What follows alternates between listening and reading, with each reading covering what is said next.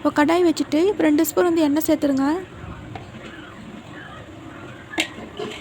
எண்ணெய் நல்லா சூடாகிடுக்கப்புறமா 1 ஸ்பூன் வந்து கடுகு சேர்த்துருங்க. கடுகு நல்லா வெடிச்சு வந்ததுக்கப்புறமா ஒரு கொத்து கருவேப்பிலை சேர்த்துருங்க. இப்போ நறுக்கி வச்சுருந்த 2 வெங்காயத்தையும் சேர்த்துருங்க.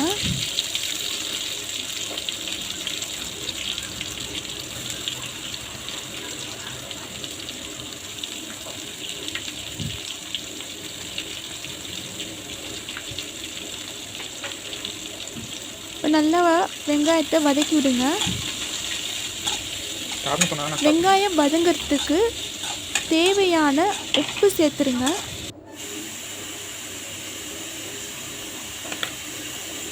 நல்லா இப்போ வதக்கி விடுங்க. நல்லா வதக்கிட்டுக்கு அப்புறமா இப்போ பார்த்தீங்கன்னா நல்லா வந்து வதங்கிருச்சு. இப்போ ஒரு தக்காளி சேர்த்துருங்க.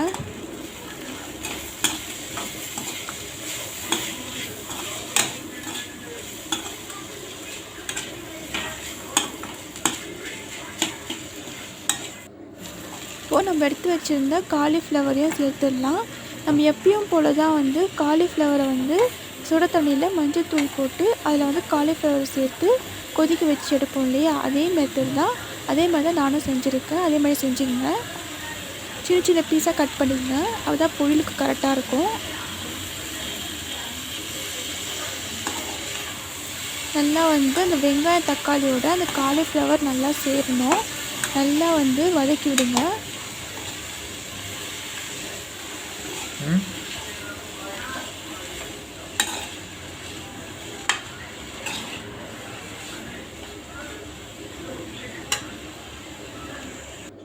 இப்போ 1/2 ஸ்பூன் வந்து மஞ்சத்தூள் சேர்த்துருங்க.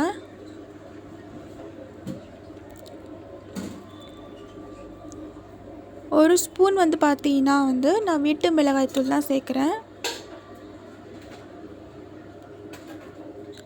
1/2 ஸ்பூன் வந்து சில்லி பவுடர் சேர்த்துக்கிறேன். எல்லாத்தையுமே சேர்த்து நல்லா வந்து கலக்கி விடுங்க.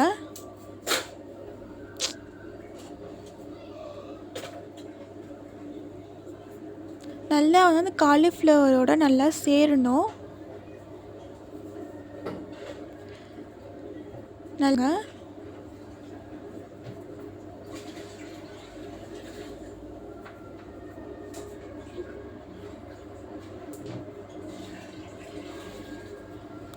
இப்போ காலிஃப்ளவரை வந்து நல்லா வேக வைக்கிறதுக்கு நம்ம தண்ணி சேர்த்துக்கலாம்.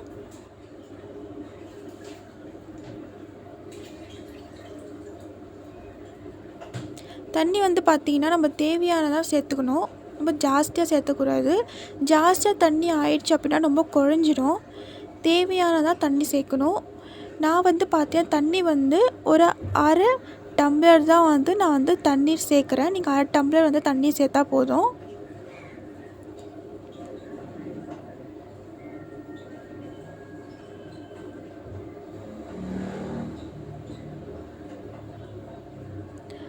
இன்றைக்கி டிப்ஸு பார்த்தீங்கன்னா வந்து பால் வச்சு தான்.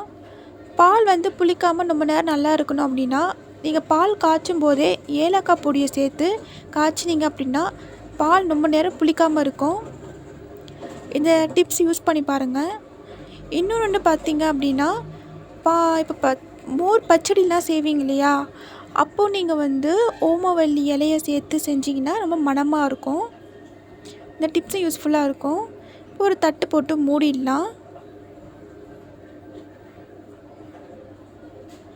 இப்போ நல்லா வந்து வெந்து வந்துருச்சு. இன்னொரு டிப்ஸ் என்ன அப்படி பார்த்தீங்கன்னா, நம்ம எப்போவுமே வந்து வெங்காய பச்சடி தானே செய்வோம். நீங்கள் கோவக்காய் பச்சடி செஞ்சு பாருங்கள், ரொம்ப சூப்பராக இருக்கும்.